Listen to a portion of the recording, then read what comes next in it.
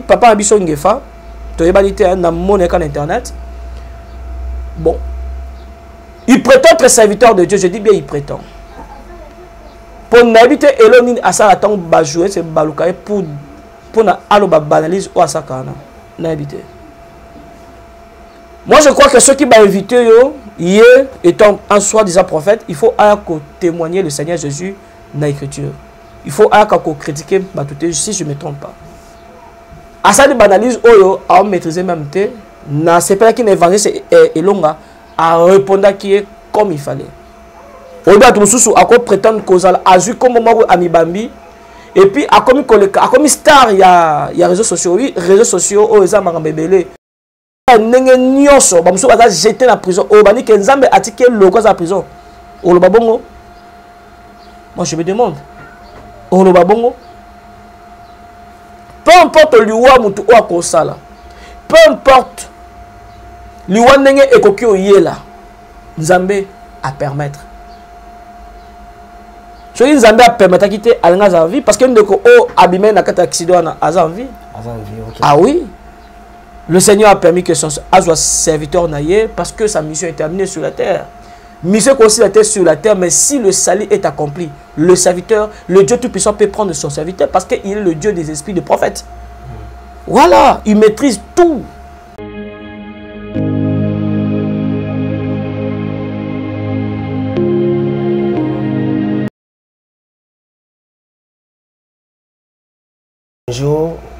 Bonjour à tous, bonsoir. On appelle ce binombo de la combo ya Seigneur Jésus-Christ.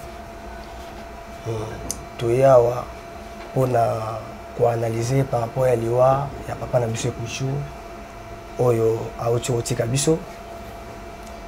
Il y a un appel ce binombo de la Bayo Bazona Nabiso partout dans le monde. Dans les États-Unis, on appelle ce binombo de na Samuelil Mamaemba ou à l'Arabiso, na Tigana Kisoka ou à zona biso na États-Unis, Nzambe alola a pambola bino. Ok. Toyembi moko ya basala Nzambe ou pasaki na papa Kouchou. Papa soki okoyi ko se présenter bonjour. Bonjour papa Merod.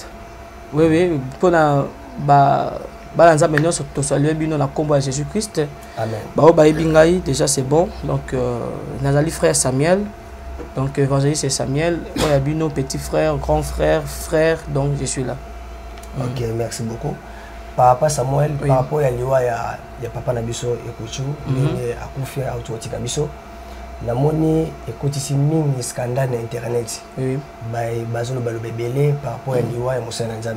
Oui. Sur le bail pression les andengni par rapport à Koufanae, de la accident. Ok. Oui, nous remercions d'abord le Seigneur Dieu Tout-Puissant, que son nom soit béni au-dessus de toutes choses. Lui qui nous a donné son serviteur et lui qui nous a retiré aussi son serviteur. Nzambe a dit qu'on soit serviteur pendant le temps de sa vie sur la terre. Nzambe a dit qu'il y aura un temps où à servir et puis mission est aussi là. Vraiment, tous en reconnaissant. C'est pour cela au moins même qu'on rend hommage à l'évangéliste Kouchou. Vraiment beaucoup de respect. Pour la bicho, c'était un frère, c'était un grand frère, c'était un petit frère. Pour la Mamsoussou, à qui oncle, pour la Mamsoussou, à qui papa. Okay. Vraiment, te pécis d'abord, on me merci parce que à Salimouka, on a chaque fois que le serviteur a couvre, peu importe les circonstances, bicho Balanzambe, tu allais connaître la combo de Jésus Christ parce qu'il y a Pesaka et puis il y a Azwaka. Voilà, donc la question tout le monde, tout le monde, Papa Kouchou, Azali Kolobama. Na la chaîne Ebele, même dans la chaîne Obatika Kolobela été, Batika ko invité tant à qui en vie, mais au moins Bazo le Belaé tant à Koufi, Montunyo sur sa analyse, il y a Nenge Nae entre guillemets, mais Bisso étant serviteur de Dieu, Bisso étant enfant de Dieu, Liwa papa Kouchou, oui, ils a passé na mutema, to les lit vraiment, et puis to consoler bandeko oyo, ba continuer coller là, toujours compter ko consoler même famille.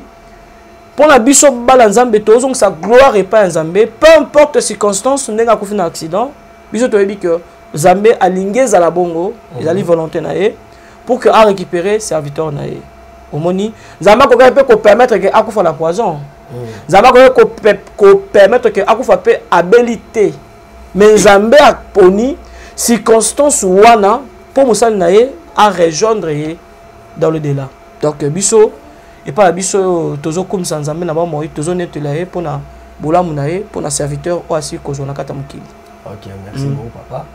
On a abonné na biso ya cercle de disciples ba par tout dans le monde. Oui. Bon, ndenge ba sala nze mususu bazo leka pa mususu ekomi wa sije mo ya kochola. Oui.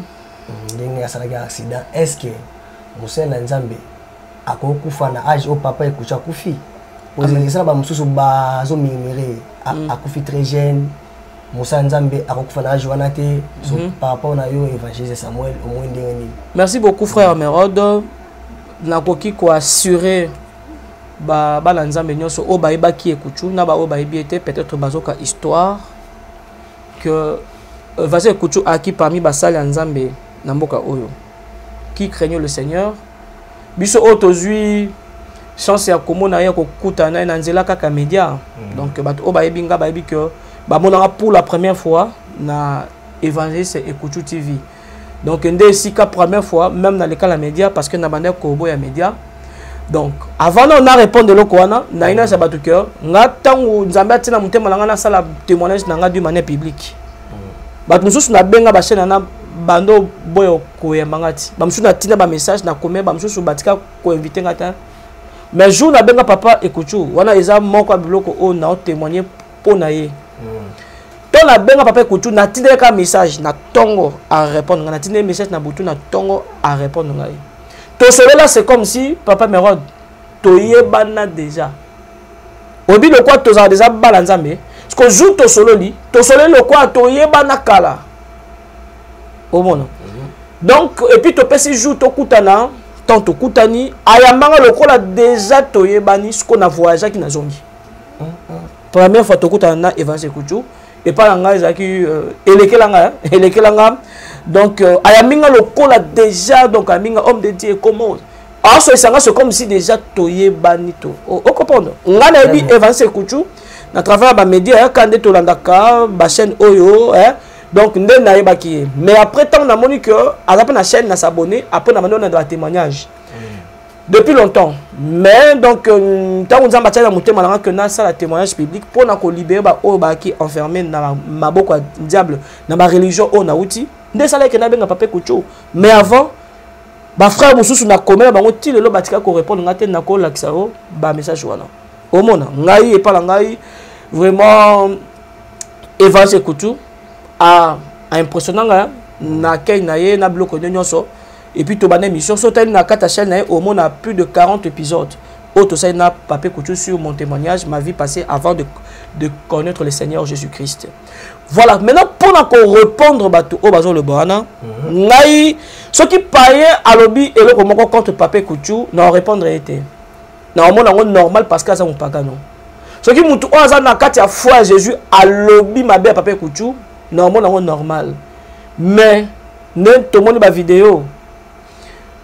Ba soi-disant ba sala nzambe ba soi-disant ba nzambe balo ba mabe papa Ekuchu na obenga ngo buzz eloko ba oluka ezali buzz parce que côté le mapolo ko ba mabe ya mutu o ya kufi peu importe le wa kufi o azaki frère na yo dans le Seigneur c'est-à-dire que yo ozoluka confusion na kati mito abatu parce que si tu prétends être chrétien okoki koya koloba mabe ya mutu te alors que ozaki même na mutu na te biso mutu tozaki na ye to vanda par rapport au moins 9 mois to ko ebisa o tira ko fréquenter mutu wana te oleki directement okomo finga nataki ne chaîne moko quand ndenge makamba papa Ekuchu ebi na internet bon proposition moko ya vidéo mo yaki wana chaîne moko wana bon na même pas citer ngote bon cette dame azaki na pona afinga papa Ekuchu na émission ngaboko ndandi émission wana nakoko la nango tina sukate voilà et puis le but que akufa na nzela ok na aéroport bon nation à libanda mboka chaîne nango comme nango je crois bon il dit même na c'était on a pesango importance mais il a dit des choses au faloba tant pe na landi papa abiso ngefa to yebalite na moneka na internet. Bon, il prétend être serviteur de Dieu, je dis bien il prétend. Pour n'habiter Elonin à ça attend jouer c'est baloukaye pour pour na aloba banalise ou asakana na habité. Moi je crois que ceux qui m'ont invité étant un soi-disant prophète, il faut témoigner le Seigneur Jésus dans l'écriture. Il faut critiquer si je ne me trompe pas. À ça de banalise oyo à maîtriser même té na c'est pas qu'un évangile est longa à répondre qui est comme il fallait. On doit tout sous à quoi prétendre causal azu comme moi amibambi et puis à comme star il y a réseaux sociaux oui réseaux sociaux oh ça m'a bébélé tant aux autres bimisa makamuno oloba il faut y bamamo oloba oh bon non ceux qui rendent hommage na serviteur ensemble qui frère na yo et monsieur Sili est-ce qu'il y a un problème le col bateau on a besoin d'internet pour que baluka ba besoin baluka ba vie ba yebana. C'est pourquoi bah, ça analyse ou même est vérité. Oh, c'est pas bon. Vous comprenez? Au cas où makamususu o yebaki, ok, au suki wana, au lieu où le makamususu o eza bien té. Le Seigneur Jésus a vu serviteur naie 1.3. Frère Mérode, pour la koloba pour la âge au coup fait là, parce que non qui quelques soi-disant enfants de Dieu, non tiens on a conditionnel hein. Non tiens on a conditionné soi-disant les enfants de Dieu. Tant que agi ou a coufé la qui soyons honnêtes. Jésus-Christ a coufé à âge ni frère Mérode 33 ans. Jean-Baptiste a coufé à âge ni 32 ans, donc une année avant le Seigneur Jésus-Christ, parce que Jean-Baptiste n'a Jésus bagi mais 6 mois. Na âge na bango. Tant que Marie a que la Elisabeth et Elisabeth a eu mon kumba il y a 6 mois. Ah oui. Pour ne citer qu'à 2 personnes. Jean-Baptiste a coufé na loi yandeni emprisonné non. Tant a été emprisonné, batu bansa la fête na bango ya buzoba. Ya anniversaire. Hérode ameni masanga lango aibisi mwana Hérodias. Senga eloko nyonso o naza ngo posa. Non pesa même chose à caractère royaume. Moi na keko consulter maman na abi maman na senga chéri noni. Maman abi senga mutu Jean-Baptiste. Moi na ye a sengi Jean-Baptiste. Hérode linga boudé. Mais le quoi déjà à Salaki, serment la parole naé, moi boudé, exactement à cause des invités. Et Jean-Baptiste a été décapité à cause de la petite fille Mokoboui. Frère Mérode, vous comprenez? Donc, dans la condition qu'on couvre à Jean-Baptiste, parce qu'ils ont une petite fille Moutasenga qui est Moutou. Abissi Hérode peut ça Moutou à Jean-Baptiste au hasard à prison. Parce que petite Anna qui n'a qu'à consulter maman naé. Poussé par le diable, c'est ce qui s'est passé, frère Mérode. Mais Jacques, dans l'acte des apôtres, a été décapité. Comment? Selon Batou, en fait, selon Banalise à Batou, entre guillemets, parce que Batou, mais que Bali Koloba pour Bassa Bez, mais ils ne lisent jamais la parole de Dieu. Bassa l'ensemble ben la Bible va couper dans l'humiliation. Jacques, mon comme apôtre à Jésus, a été décapité. Le Seigneur n'a pas permis pour Pierre, mais a permis pour Jacques. Étienne a été humilié, mort wana. Benango martyr, ndolini, mais a mort humiliation, vrai ou faux. Netoza a. Na Kinshasa, tout le monde a n'engagé sur la caille moïbi bama moïbi bama banga non. Na Israël, ezaki maintenant ba lapidé parce que au blasphème contre le temple, non contre Yahweh. C'est ce qu'on a fait avec qui? Avec Étienne. C'est là où Étienne avait blasphémé. C'est là où Étienne avait blasphémé. Étienne a été tué. Frère Mérode. Pierre, Paul, Babette mi fi bamususu batiki même Paul le col a koufa na liste. On a payé na vie la liste. Batiki ba lapidé après avoir ko lapidé ba kei ba disi ba ya be Paul aza vie ba meme na ndako ba kangié ba bandé ba pota. Netoza amut neso okufa comme le Seigneur a tchaki mukolo na ye. Peu importe circonstance ou okufa là, c'est le Seigneur animi yango. Parce que oui, quand même la faute écoute a raté le Seigneur a épargné, mais le Seigneur a permis que tout rwana azomoli monae. La Bible dit heureux dès à présent ceux qui meurent dans le Seigneur parce qu'ils se reposent de leurs œuvres. Il y a mon tous les amis mon akufa na kati. Il y a Jésus Christ. Akufa la kati ya foi chrétienne. Oloba nini maintenant à cause ya ba foi ba chrétien, ba mususu bazali persécuté. Oloba nini papa. ba chrétien o ba bomaki ba église catholique a on a est pays ba jihadiste on a ba kota ki ba temindu ki ba beti masasi na kato église o lobani que ezaki liwa nzambe te soit ba tala ba information soit ba baza posaka balika la télévision ba multiplier ba télévision pour na baye bana. Moi je pense que c'est ça. Les chrétiens sont persécutés chaque jour à cause de leur foi. Nabaliwa nenge nyonso ba muso baza jeté na prison o bani ke nzambe atike loko za prison. O lo babongo. Moi je me demande. O lo babongo. Peu importe liwa mutu o akosala. Peu importe liwa nenge ekoki oyela. Nzambe à permettre.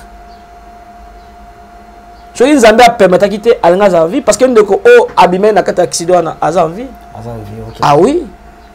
Le Seigneur a permis que son soit serviteur naïe parce que sa mission est terminée sur la terre. Mission aussi la terre sur la terre, mais si le salut est accompli, le serviteur, le Dieu Tout-Puissant peut prendre son serviteur parce qu'il est le Dieu des esprits de prophètes. Voilà, il maîtrise tout. On est que tous les cathos ça analyse et banate. Non, non, ils ont un sens. Moutako koufa la katia pongi, moutako koufa la circonstance nyonso, avion likolo. Et quand il arrive que avec ça il crash moutako fi. Ceux qui banzba na nzambe bazawana. Gloire à Dieu. Na beta témoignage parce que bat o ba binga na beta histoire mako. Lorsque j'étais dans l'autre monde, avant d'aller à Jésus Christ, mais bato bando créé ba accident. Ba sataniste onga na yebi, on a cité comme te ba vivant. Bando créé ba accident, bando boma bato.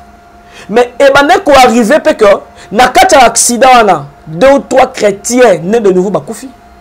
Est-ce que tu as que sataniste est mutu abomi bango? Non. Pourquoi na ko babongo? Parce que lorsque j'étais de l'autre côté donc bato o bando ça ba sacrifice on a ba ki ba et puis ba mettre la biso et puis ba ki na niveau super ko ka biso. Ba sacrifice o bando sala, ba chrétien bando kufa et donc ne pamba. Pourquoi? Pour ceux qui chrétiens moko azoki même d'accident et que makila na e se mélanger na makila batu mususu wana. Sacrifice à sataniste na ke pamba. Mais le Seigneur a disposé ton la circonstance de façon que Nanzela oyo mutu kana esa accident chrétien moi sanini akota. Le Seigneur peut permettre que akufa te, le Seigneur peut permettre que akufa, mais le Seigneur récupère son esprit. Amen. Ouais. Makila chrétien et sopani parmi mususu. Sacrifice na annulé for émeraude. Oui, bato mususu on a ba père de salut parce que ba salité, mais le chrétien l'ange a rejoint. Olobani. Olobani. Bon, maintenant c'est ça le problème avec tous ces gens-là. C'est ça le problème. L'âme, l'esprit de l'homme de Dieu mutako simango azate ya même ya moi na nzambe oyo même andimi Yesu Christ lelo demo aza na capacité aussi mangote. Il faut battre que le biloko wana tant on a qui papa wana on a lobela awa na ba frère mususu auto lobela awa na ba mususu soit déjà baleka na chaîne même écoute tant bazo ba que non ba bomi abima ke ba beti kosribota bien sûr pour papa nakacho malobate oui. Ozonga na yo pour ezeli loko oyo pe ezolongo la foi ya batebele oui par rapport à l'intervention ya basala nzambe bele ndi bazoloba pour exemple ba mususu pe bazoloba ki moi si muta abeti kibota oui pour ndenge toyoki ki azaza na visa ya Canada alinga ko région de moi si na Canada mais ndenge bazoba ki moi si na abeti kibota so par rapport na yo na ba analyse osali bon frère Mérode. Est-ce que voyager est un problème? Est-ce que Moussa Nzambe a voyagé sous terre? Ceux qui a moi si nae babana qui a soit proposante nae ba ko ba na mboka bapaya. Est-ce qu'il y a problème? Est-ce que ça problème? C'est ça le problème. N'a sûr que ça problème té. C'est ça le problème. Est-ce que problème à visande est ça problème à bateau il faut ba salon parce que a qui na soit déjà visant. Non non, alinga ke nae pour avoir ça déjà à salima comme nae azongi. Quoi le problème? Que moi ça me tabomi obi que même ceux qui moi si on a bâti les vidéos il y a soit disant prophète na aolo babongo obi pas ça me manete bossa pour nae pour la négociation moi si pas si haut et ça là Pourquoi quoi affirmer biloko oyo osa en profiter papa? Kolba que non, moi c'est m'tabomi. Pourquoi ça? Pourquoi ça? Totika molimo yande kona biso epe mana kimia. La Bible dit heureux dès à présent ceux qui meurent oba kufa dans le Seigneur. Pour être ba permis na misa na bango. Azamutu na ese babi erré. Babi malerte, babi erré. Azamutu esengo esika akeye maintenant. Batukutu o babaki ekotute, mais le Seigneur tant ba yoki message wana, le Seigneur appelle bango ba message et puis ba kiti mutema. Et puis ba pesi ba message ba tout même o ba ibekete. C'est ça le problème. Mais yo mutu o peut-être ondo yo ba peut-être bosoyo la te, peut-être au kokape ko yabe na ba mission na ote, na ba mission na été pour na osa la mes missions sont le pakala. Mais le lot au comme prêt au final écoute. Non non. Et à sens papa. Et à sens biso to aki ba frère écoute, vraiment to aki to bando ya là de temps en temps ko ça émission vraiment to ebelo to loba to tikeli nyoso na boka nzambe ndeko na biso to kundae avec honneur parce qu'il a servi le Seigneur pendant son temps sur la terre et puis tant on a okende et pas à papa et commis mais au lobanini c'est ça le problème parce que so otali même de toza a baliwa ba pasteur ebele ba kufandeni ouais abela qui toto père de papa biso ba uti awa toto père ale moloto akufa na kontsoni kontsoni so nzambe akolinga obela oza empoisonné oza accident nzambe mutu alingi condition. Donc, yo, au cas où tu que un homme de Dieu a na 40 ans, pour yo zanan. Nzambe, est-ce sens là? Na to pesa no a âge ya Jésus. Na quelques disciples ba kufa la âge nini. Yo bisa biso. Alors que tout est clair dans la Bible. Nzambe a pesa mutu 120 ans quand l'homme a péché et lorsqu'il y avait l'hybridation. Donc, c'est-à-dire lorsqu'il y avait sur la terre les Néphilim. Na Genèse, Nzambe a dit que mutu a ordonné sous longtemps, mutu ça la 120 ans. Tu as dit que avant 120 ans et kokisamana après Déliche, batu bander ko ça la même 900 800 700 âge belé, batu bando ça la sur la terre. Mais Nzambe a limité âge na 120 ans, Genèse chapitre 6. Mais lorsque nous lisons le psaume de Moïse, na psaume 90, la Bible dit le prophète Moïse a dit que aurait dû bambo la biso est commis 70 à 80 ans. 80 pour la oyoba robiste. Voilà.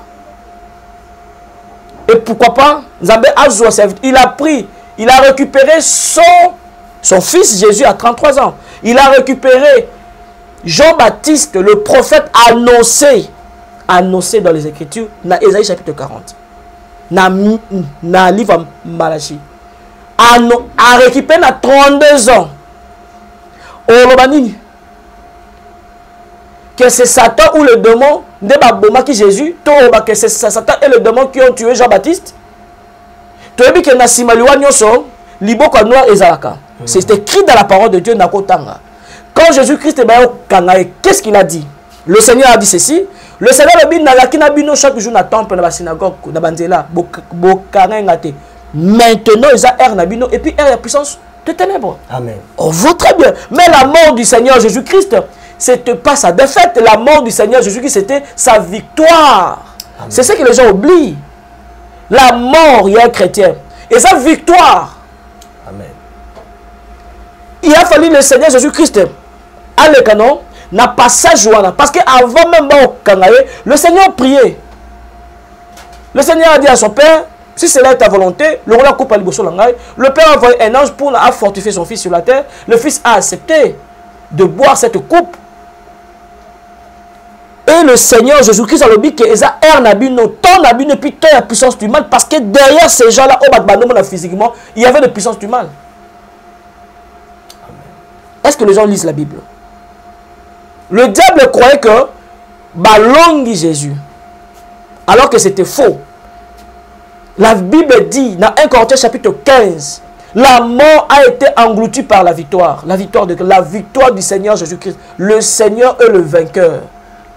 La Bible dit, même quand il était sur la croix, na agonie wana, Bible dit dans Colossiens chapitre 2, verset 14, que au moment où à la croix, il a effacé l'acte dont les ordonnances nous condamnaient qui subsistaient contre nous. Il a vaincu la puissance du mal à la croix. Amen. Et quand il est descendu dans le séjour de mort, la Bible nous dit clairement ce qui s'est passé. Hébreux chapitre 2, versets 14 à 15. Que le Seigneur Jésus-Christ a commis moto pour la moto. Donc, a commis quoi moto? A koufa. Pour anéantir celui qui avait la puissance sur la mort, c'est-à-dire le diable. Est-ce que vous lisez la parole de Dieu? C'est-à-dire que la mort du Seigneur Jésus, même si on a se cousu avec sous babake, yo, bato wana bazande moko na soi-disant propre muto na te papa na te ba soi-disant na ba foi wana te bato obaki na se cousu à Jésus ba c'est Jésus que tu as sauvé obikisa bato yo moko mais c'est sauvé. Babane ko se moquer à Jésus ami qui na croix parce que yepé abane ko kangola bato. Mais eza ba parole auto kan na minora bato non sur Ephésiens kuchu. Ah oui. Est-ce que Jésus a une puissance et a commis kangola te étant Dieu?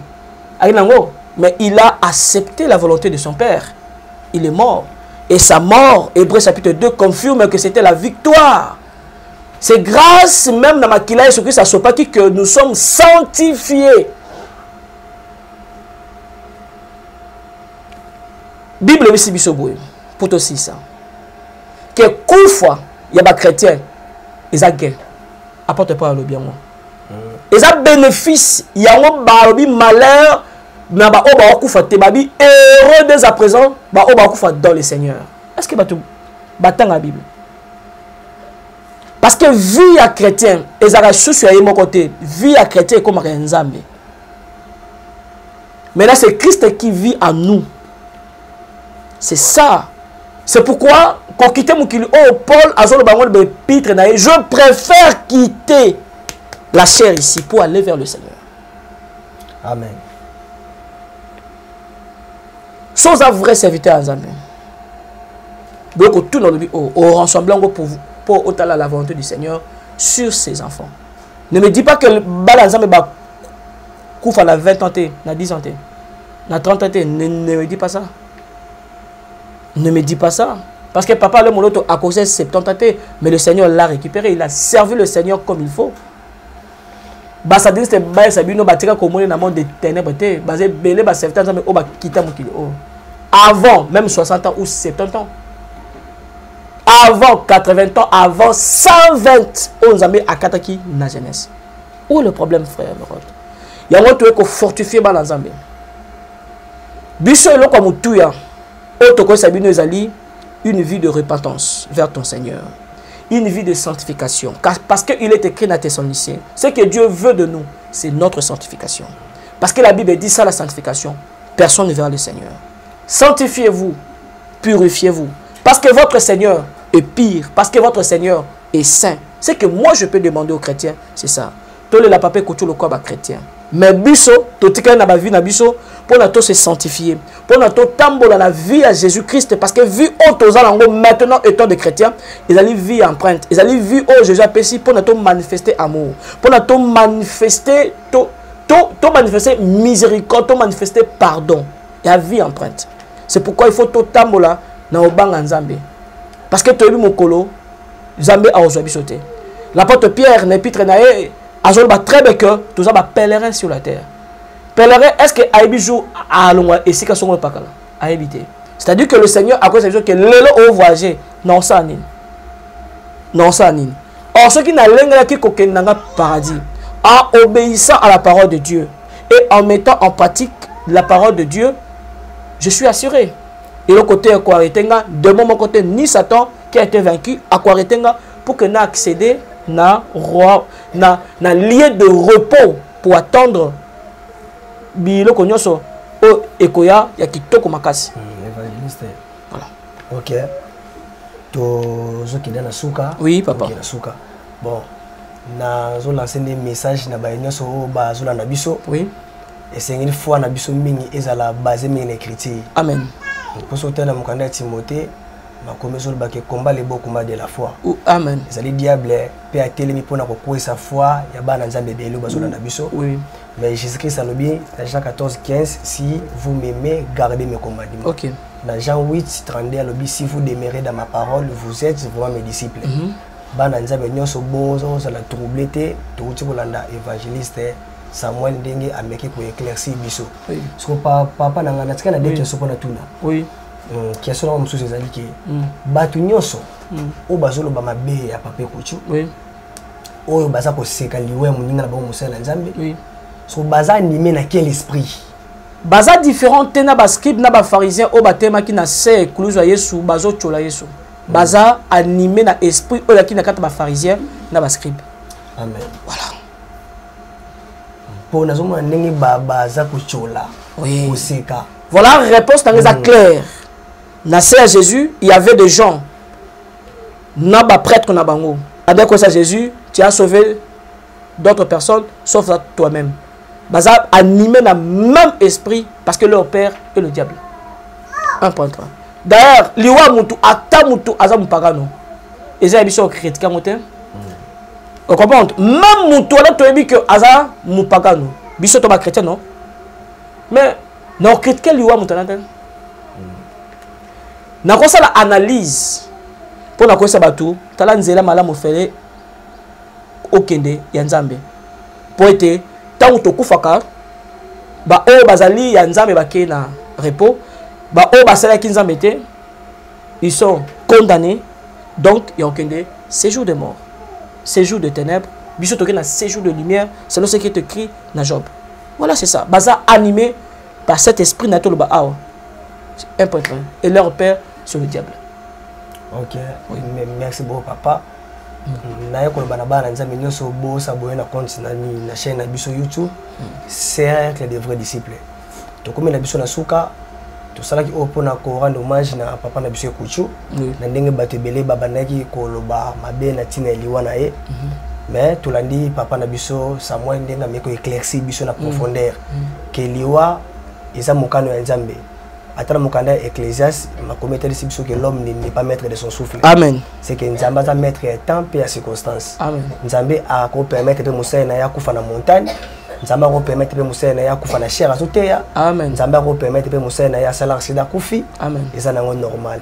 Bon to komi na suka papa Samuel qui a sona nga suka ezali ba souvenir ni ya malamu oyo otika nango o zwa ki epa ya papa na biso Kuchu po na balomo na bozalaki vraiment na ye. OK. So ba souvenir malamu oyo o soki okoloba na bana nzambe o zwa ki epa ya papa Kuchu. Évangile Kuchu alekisanga na chaîne na ye 100 yanga 10 francs. 100 eloko. Aibisinga yi chaîne oza chaîne ya bana nzambe. O nyoso balingi ba teya.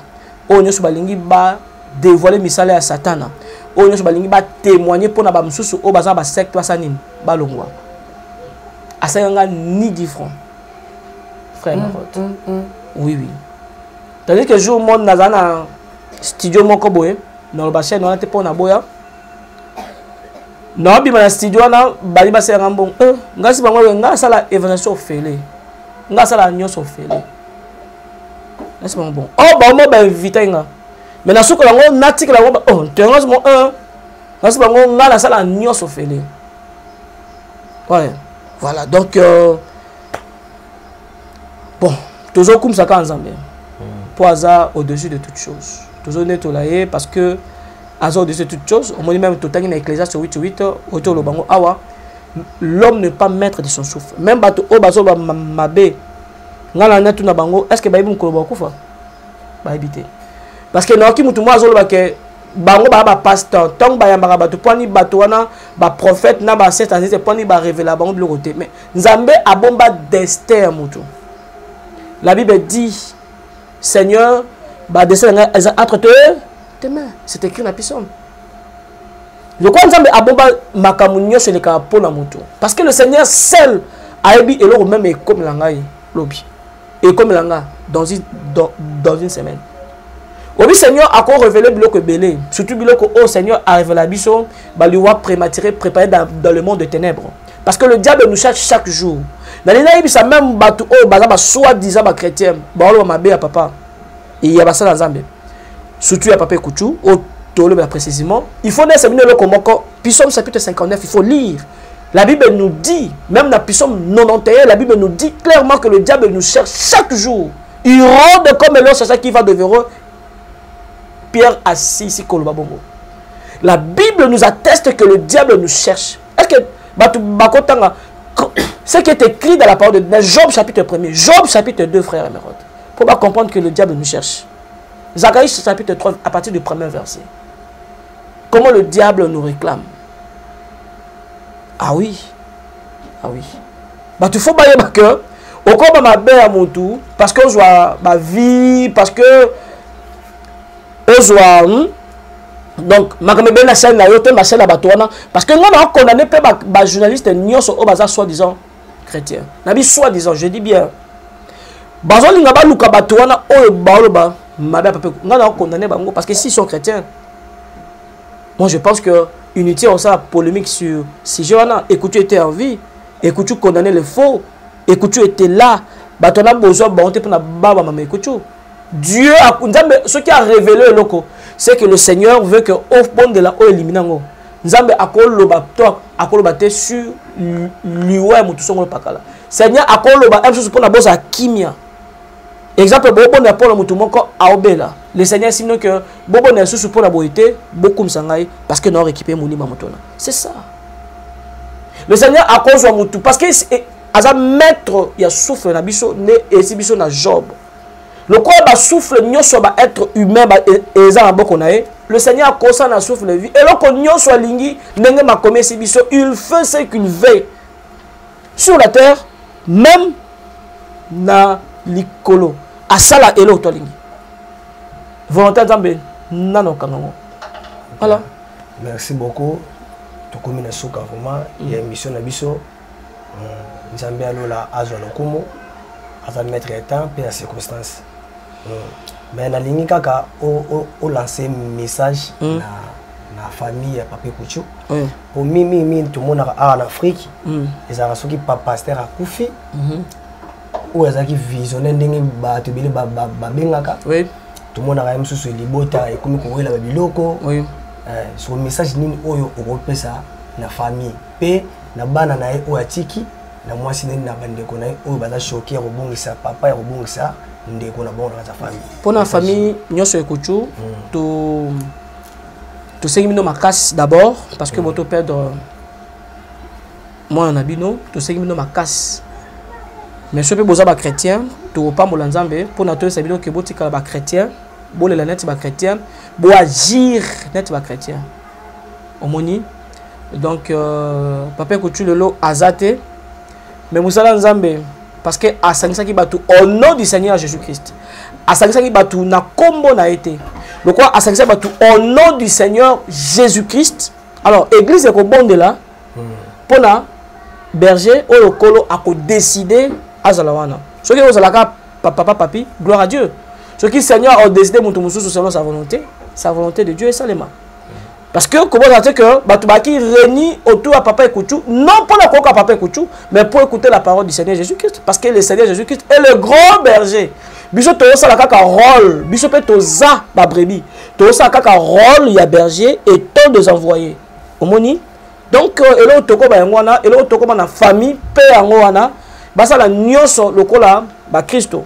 Vraiment baboma musala ote Papa Kuchu asalaki d'une manière d'une autre. Mais va se soumettre na ainsi dit le Seigneur. Et ça bien. Va se soumettre na ainsi dit le Seigneur. Obi, quand dans le en Afrique, il y a beaucoup de gens au basaka bamaka muselo bango mutakufi bano partager biloko. Non non. Ce qui Papa Kuchu na kati assemblée o bana kokamba, église locale anokama. Ce qui est un instrument mo songo pakala. Instrument na Papa Kuchu tasumaki na mbongo na été.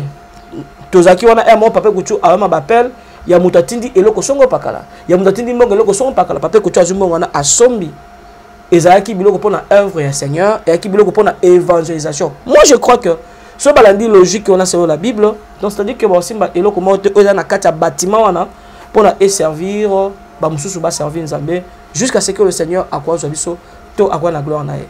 Voilà eloko toko aussi cette mission yango wana. OK. Merci.